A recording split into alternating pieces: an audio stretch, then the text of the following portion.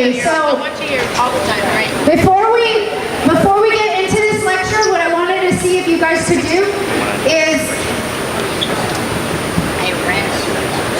think of some different and unique ideas. As we were going through our bar rotation, we talked about a little bit of some external motivation. But if you guys could, while we're going through this, come up with something that we could all share. I'm looking for some new ideas, and I think it will help get the kids moving a little bit more to have some different ones.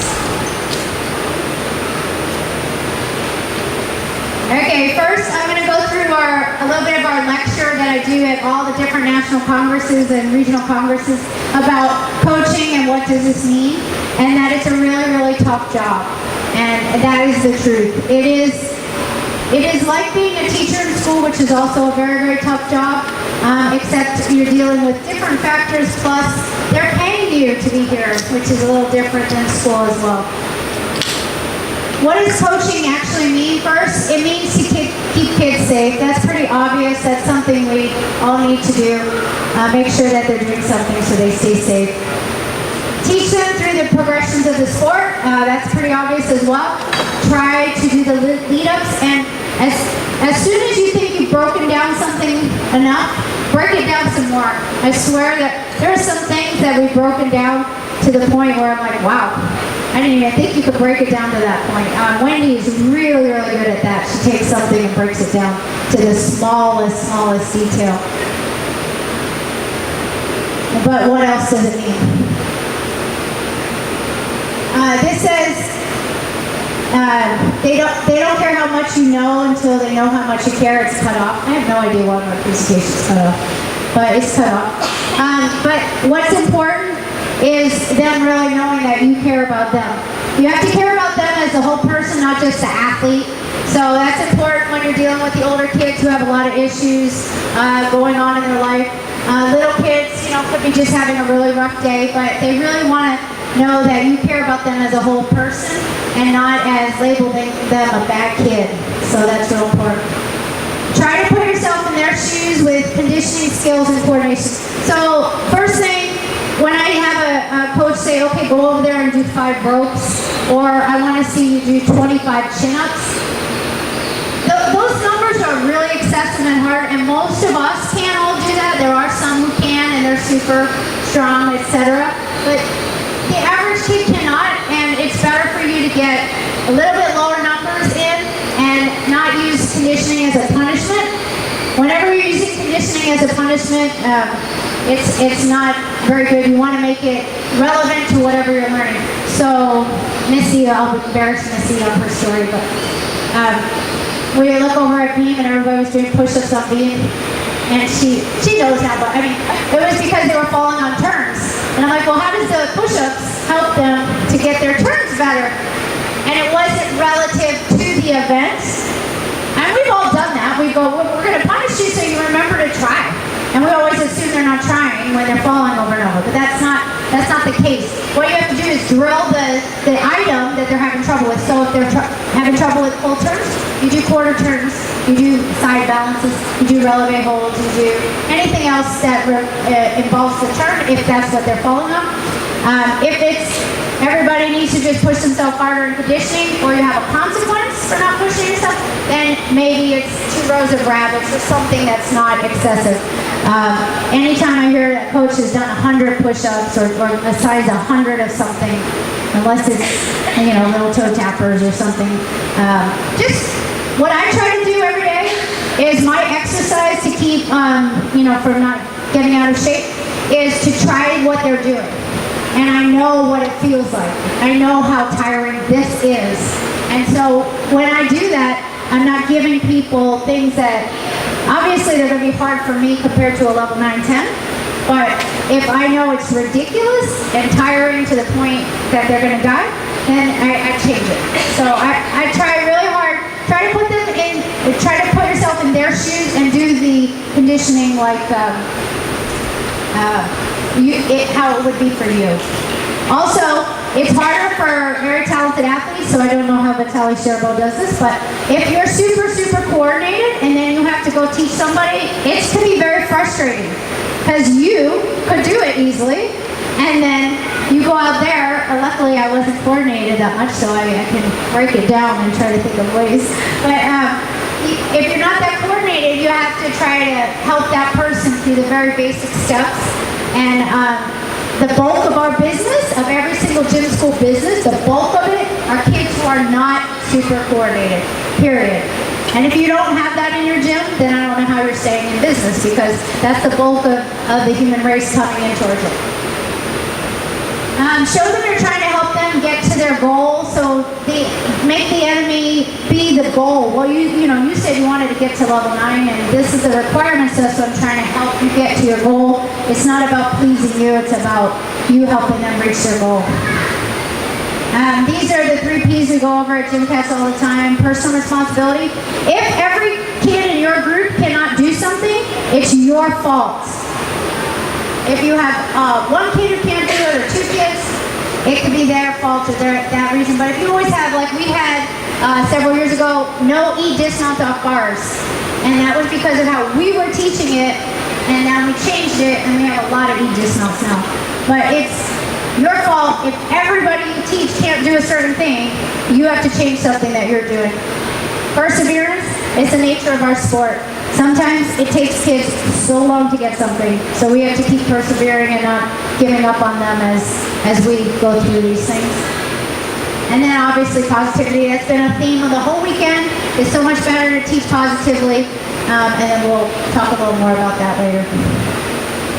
Okay, so what's the energy level in your gym at your rotation? Do you ever go over to the event and you're like, oh my God, this is so down and negative, and nobody's doing anything well, and there's no positive energy? Well, that's your personal responsibility.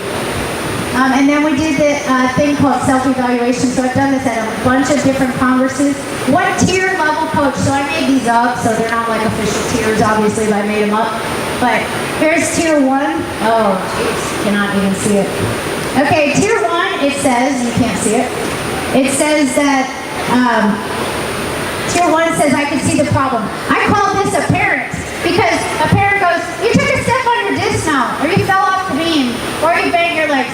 You see the problem. That's a tier 1 coach. At least you can see the problem, but you're probably as good as a parent. Not needing too much training to see the problem. Number 2 has to have a little bit more expertise. A tier 2 coach knows the correction to the problem. They know that you have to tighten your quads in order to straighten your legs. They know you need to block your roundout in order to turn over for your back handspring. They know you need to punch tighter on the board for your ball. Whatever it is. Tier 2 coach. I have no idea why it's so late. Sorry. Okay, tier 3 coach. This is what we hope to have at the minimum in our gym. It's a tier 3 coach. They know the drills, basic strength, flexibility to help you learn the correction, break it down into tiny parts so even the least talented athlete can learn it. So that's stations, drills, trying to go through the progressions of every skill. That's a tier 3 coach. So we hope to at least have tier 3 in our gym all the time. But then there's 2 more tiers. And those get you into that special league, so we try to aim for that. But it's a little bit harder to have these, because that's kind of hard when you're not knowledgeable in gymnastics just to even know that. So sometimes that's all you're at. You're only able to do that. But a tier 4 coach thinks of fun, unique ways to get the group doing lots of numbers and not realizing it because they're having fun in the assignment. You can get Mike around here to see if he knows how to do it. Yeah. Having fun and getting occupied. We had a girl named Cheyenne who is at BYU right now. One day, this is a little excessive, but we had an extreme game on beam, and she ended up doing 5 one-legged fronts. 55 one-legged fronts on beam. And it was because she wanted to win so badly. Now, she ended up really sore, and that was a dumb idea, and it was a little too excessive. But it's an example of, I don't even know how our game made her do 55 one-legged fronts. But she came over at the end, she's like, I did 55. I'm like, oh my God, that's too many. You know, because a one-legged front on beam is hard on your heels, hard on your quads. So I mean, it was a little bit excessive, and I don't know, but our game was so good that day. And then tier 5 is I've done all the above, and it's still not working, and I'm going to think so outside the box. And so we're really good at that here at Gymcats. Missy knows we've done these pre-wrap on the belt to help a kid who won't go out of the belt for a flyaway. I mean, we've done triple spotted, set up mats, like extreme things. But it's thinking outside of the box to the point where you can help that kid get that skill. So those are, you want to turn it off for a second? Yeah, you are. Yeah. That's fine. It'll be distracting though. No, that's fine. So while they're trying to adjust that and try to figure it out, the tier coaching is just something to keep in the back of your mind. When you're a tier 5 coach, people love you because you've just done so much. You know? Tier 4 coaches are super well respected because how the heck did you get that group to do that many numbers? And a tier 3 coach is pretty damn good because they at least know how to get kids what we're teaching here. So just think of yourself and evaluate yourself to see if there's a way for you to raise your level. Now, there's some kids really bored in school. So I was trying, our sport, actually life, is about repetition. So how do you reduce the boredom in the repetition?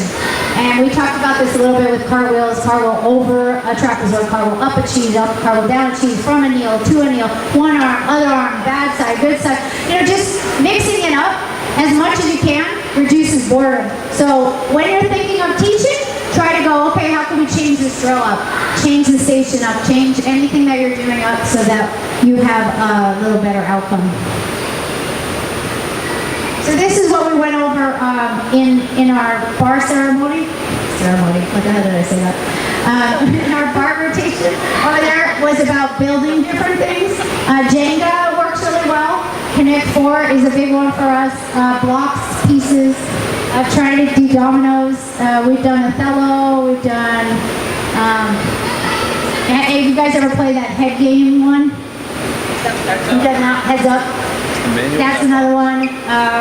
Jill has a really good football game for older kids where they move up the yards with a push pin and go up. It's just a really good game they always work on because the touchdown is like they made this amazing skill. And you know, the touchdown's amazing.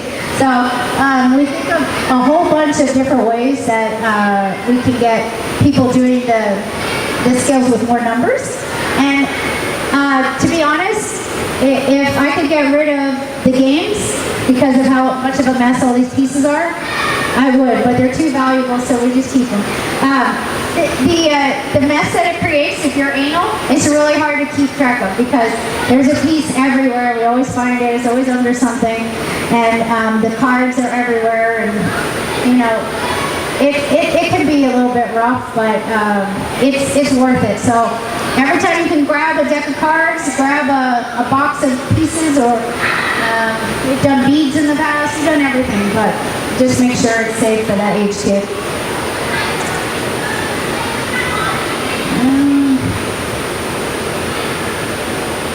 That's Connect 4, and we use Connect 4 a million and one different ways for the older kids and teams. Sometimes you're just filling the board. So, for example, the level 4 bar dismount is a swing half turn. It's really easy. You stick a scarf in your feet or a net in your feet. If you hold it as you land your dismount, you get a piece. And you don't have to monitor it because they know if they lost it, they don't get a piece. You can play one team against another team with 2 boards. You can do red versus yellow. You can play the actual Connect 4. You can do Connect 5. You can do, everybody gets their own column, and it's red is bad and yellow is good. You have just so many ways you can use Connect 4. So that's one of our favorite games to play here. And these are, the cards are another one, Uno's another one. I mean, it just goes on and on and on. One that I've been playing a lot lately is, you know, when you take a bottle and you flip it and you have to land it. So I go into the trash can before my rotation and I grab 2 trash can bottles and I go fill it up just a little bit, and then they have, every time they take their turn, they get to flip the bottle twice. If they make it and land it, you know, that fun thing, then they get a point. And points are very valuable because at the end of your life, the person with the most points wins.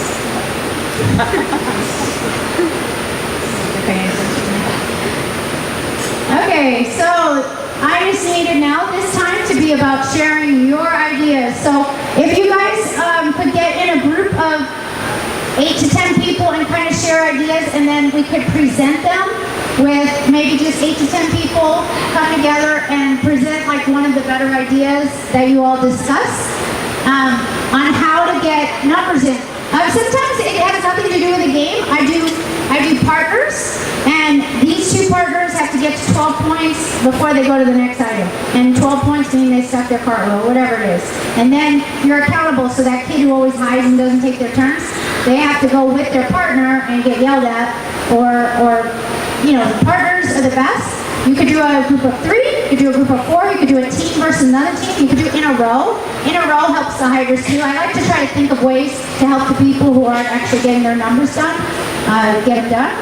So let's try to go in a group of 8 to 10 people or so. It can be a little bigger, a little smaller, and try to talk about some of the ideas for, let's say, about 8 minutes or so. But it's in color so much too. That doesn't make any sense. Is it almost like the chords about chords? My bad.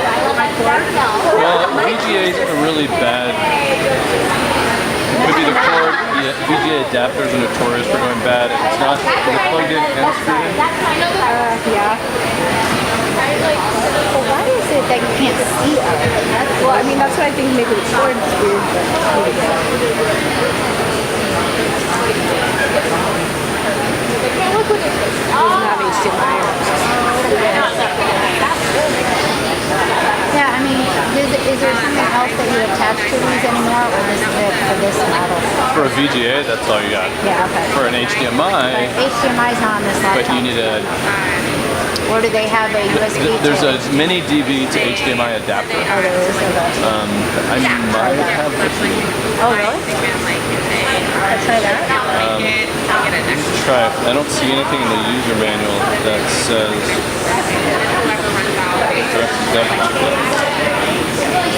It's like, go back to one of the slides that was office. Yeah. It's like music. Yeah. I mean, yours played perfectly, so I think that's his fault.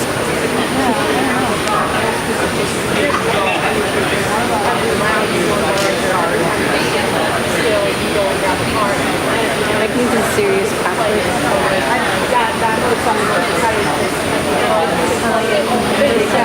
Yeah. It comes and you started right, and it's like, and she started all over later.